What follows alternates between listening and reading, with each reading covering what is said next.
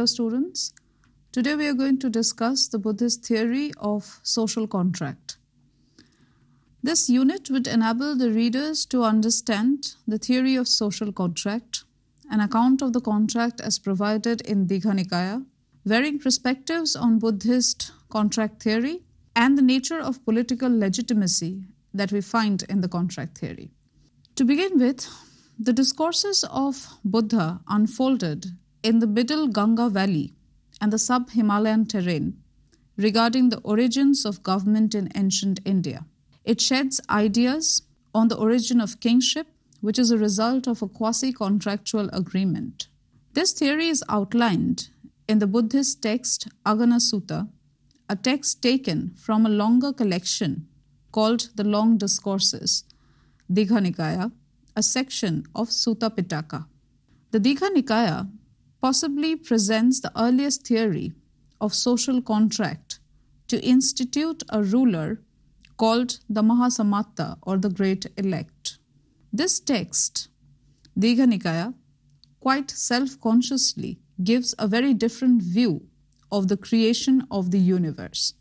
It is directly opposed to the myths illustrated by the Rig Veda's hymn of Purusha, which sought to base and thus justify the social hierarchy or social stratification in the creation myth. It tries to establish a very interesting look at the Buddhist view of ancient Indian society and the fiercely contested issues of social contract. We'll start our discussion on the theory of social contract. According to the Buddhist philosophy, the ruler is not anointed by God, but is chosen by the people. State, therefore, is not an eternal or natural institution, but has come into existence for a historic reason of providing security to men. The emergence of state is very closely connected with the rise of private property. The human society originally began as a tranquil fairyland of perfect parity and harmony. It was a society marked by wantlessness, without family, private property, government, and laws. Gradually, decay set in, and the inequalities and competition arose. So did greed, lust, accumulation, theft, and conflict. People realized the deplorable state and therefore came together and deliberated to get out of this anarchy. And by a primitive compact, designated and elected the Mahasamatta, which is the Great Elect. They decided to yield to him the sixth of one's possession or income in exchange of his service of governance. The Buddhist theory of politics endorsed a system of enlightened monarchy constituted on the basis of primal social contract. The text described the king's authority as originating originally from the consent of the people or the governed, but is preserved by the spiritual righteousness of the king himself. The king's legitimate power extends to protecting the civil order and preventing extreme poverty.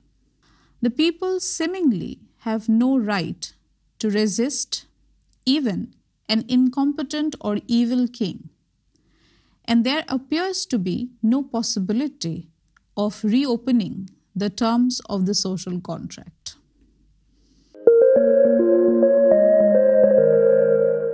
Now we come to an account of the contract as given in the DIGHA NIKAYA. When the earth had been formed and vegetation was low, till at length the earth brought forth an abundance of cereals, there developed agricultural life, and human families and households came into existence. As households came into existence, food began to be stored. land came to be divided among individual owners, and boundaries had to be set up, thus giving rise to private property. Someone of greedy disposition would encroach upon someone else's property. The rest would take him and charge him with trespass. Thus, strife and injustice entered into the life of humans, necessitating the institution of protective and punitive measures. Thus, a ruler was chosen by the people's consent to maintain justice and rest, giving their support to him.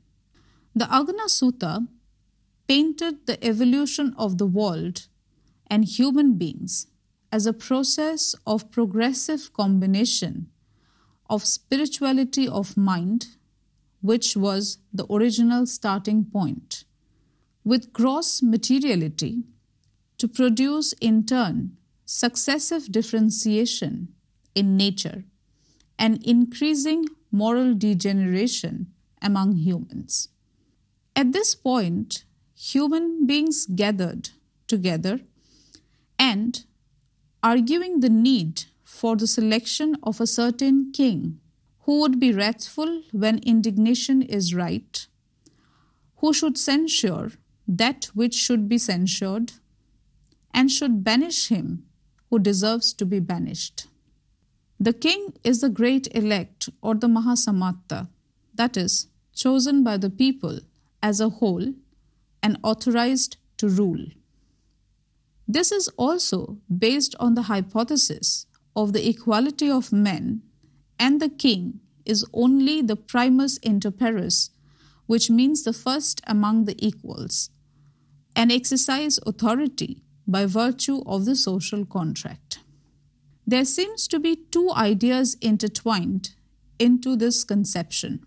One, an elective and contractual theory of kingship is implied by the fact that he was chosen by the people and willingly compensated by them. On the other hand, he is chosen because he is the most handsome in physical form and the most perfect in conduct. He upholds the Dharma and he is the Lord of the fields. The theory of government in DIGHA NIKAYA is a little puzzling in the sense that popular control of government once formed and condition under which the contract can be revoked are not spelled out in the text. However, the originality of the idea of governmental contract, even though elementary in nature, cannot be overlooked or underestimated. Various scholars have provided different perspective on the Buddhist theory of social contract. Legal scholar like Andrew Huxley has objected to reading the Agana Sutta as depicting a social contract because the Buddha society had no custom of legal contracts to draw upon. The ideas of mutually interdependent parties willingly accepting certain obligations, nor it depicts a scenario of a breach either dissolving the relationship or justifying coercion. Huxley suggests that instead of analyzing the Agana Sutta in the light of the social contract, we should read it as portraying merely the necessity that those governed accept or acquiesce in being ruled.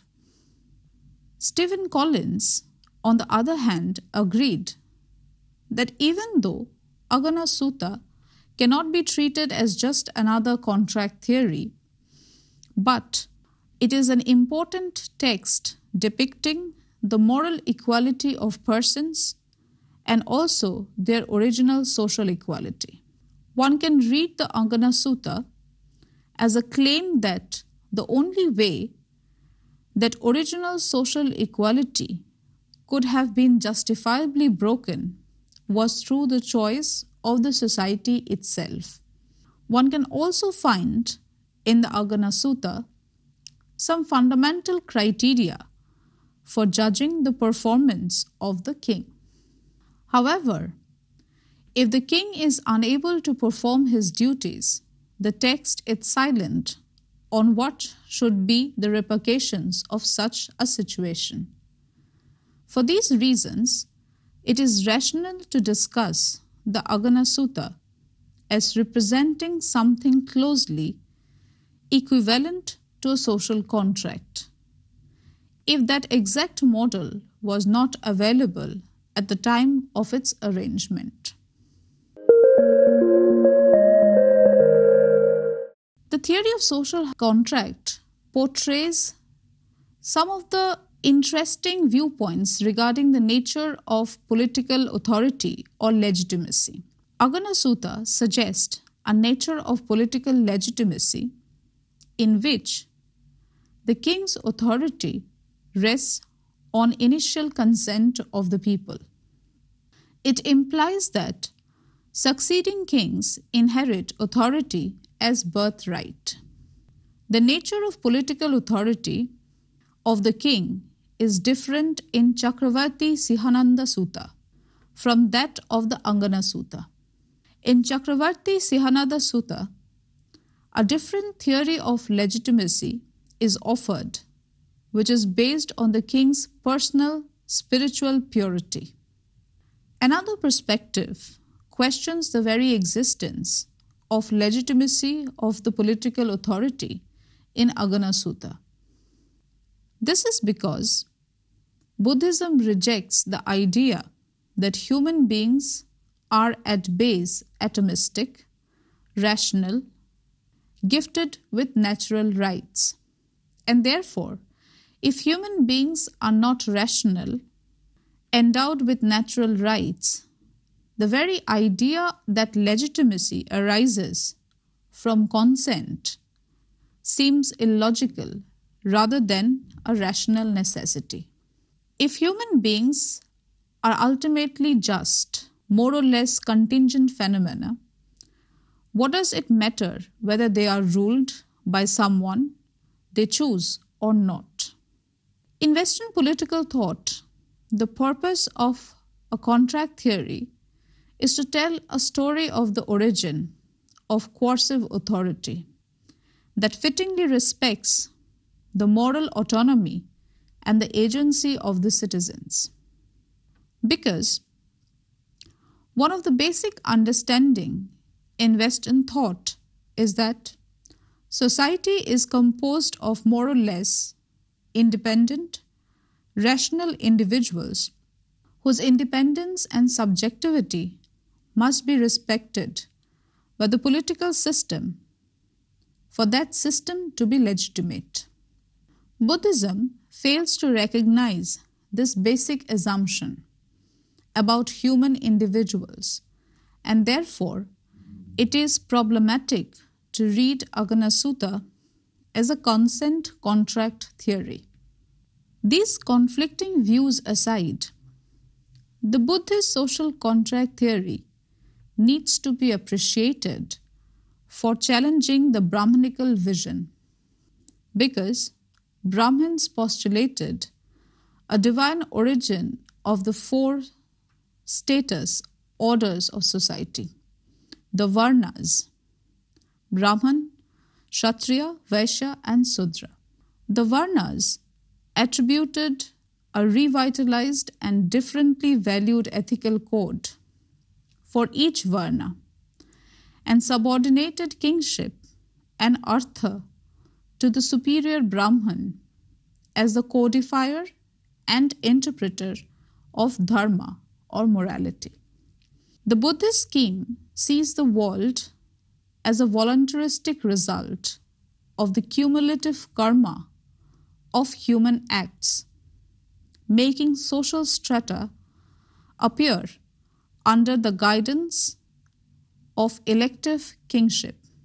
The ideal king is the supreme incarnation of worldly morality and righteous conduct, and sees all things as the basis upon which the higher morality and Nibbana quest of the bhikkhu arises and which it transcends. Therefore, it is important for us to know the story of origin that kind of reflects how our social stratification is not divinely ordained, but it is very much man-made. The description of the state of nature that is responsible for contract among human beings to elect a righteous king is given in DIGHA Nikaya. The story is a elaborate description of how the world came into being. But we will focus on how this origin story leads to our understanding of the social contract and which ultimately leads to the election of the Mahasamatta. So we'll start from the point where Buddha was talking to his disciple about the origin of the society. It begins with, "There comes a time, Vaseta, when sooner or later, after a long period, this world contracts. At a time of contraction, beings are mostly born in the Abhasara Brahma world. They dwell, mind-made, feeding on delight, self-luminous, moving through the air, glorious, and they stay like that for a very long time. Again, at a time of expansion, the beings from the Brahma world, having passed away from there, are mostly reborn in this world. At that period, Vaseta, there was just one mass of water, and all was darkness, blinding darkness. Neither moon nor sun appeared. Beings were reckoned just as beings. Then the savory earth spread itself over the waters where those beings were. It was endowed with color, smell, and taste. It was the color of fine butter, and it was very sweet, like pure wild honey. Then some being of a greedy nature said, 'I say, what can this be?'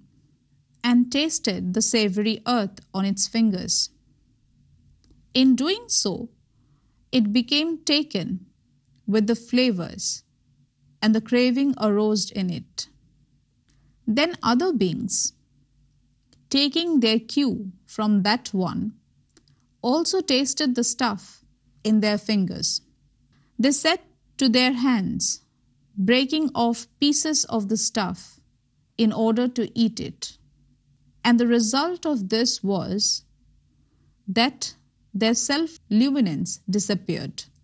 And as a result of the disappearance of the self-luminance, the moon and the sun appeared. And to that extent, the world re-evolved. Those beings continued for a very long time feasting on this savory earth. And as they did, so their bodies became coarser, and a difference in looks developed among them. Some beings became good-looking, others ugly, and the good-looking ones despised the ugly ones, saying, 'We are the better-looking than they are.' And because they became arrogant, conceited about their looks, the savory earth disappeared. At this time, they came together and lamented, crying, 'Oh, that flavor! Oh, that flavor!' And then, when the savory earth had disappeared, a fungus cropped up in the manner of a mushroom. It was of a good color, smell, and taste. It was of the color of fine butter, and it was very sweet. And those beings sat and ate the fungus. And this lasted for a very long time. And as they continued to feed on the fungus, so their bodies became more coarser, and the difference in their looks increased still more. And because they became arrogant and conceited about their looks, the sweet fungus also disappeared. Next, creepers appeared, shooting up like bamboo. And they too were very sweet, like pure wild honey. And those beings sat and fed on those creepers. And as they did, so their bodies became even coarser, and the difference in their looks increased still more. And they became still more arrogant, and so the creepers disappeared too. At this they came together and lamented, crying, "Alas, our creepers gone! What have we lost?" And then, after the creepers had disappeared, rice appeared in open spaces.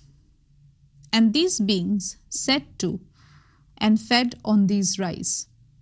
And this lasted for a very long time. And as they did so, their bodies became coarser still, and the differences in their looks became even greater.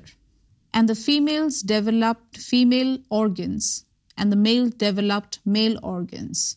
The women became excessively preoccupied with men, and the men with women. Owing to this, passion was aroused, and their bodies burnt with lust.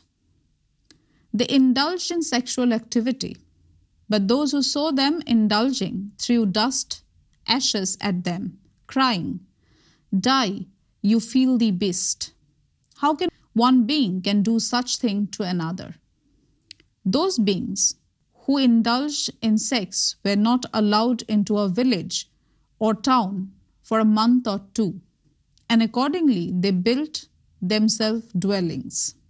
Now it occurred to one of those beings who was inclined to laziness to gather rice all at once, so that he need not go rice gathering again and again. When those beings made a store of rice and lived on that, husk powder and husk began to envelop the grains, and where it was reaped it did not grow again. And then those beings came together lamenting, "Wicked ways have become rife among us. At first we were mind-made, feeding on delight. And the rice grows in separate dusters. So now let us divide up the rice into fields with boundaries." Then Vaseta, one greedy-natured being, while watching over his own plot, took another plot that was not given to him and enjoyed the fruit of that plot. So they seized that being, hold of him, and said, "You have done a wicked thing, taking another's plot." He promised not to repeat his mistake again, but he did the same thing again and again. So he was seized and rebuked, and some hit him with their fist, some with stones and some with sticks.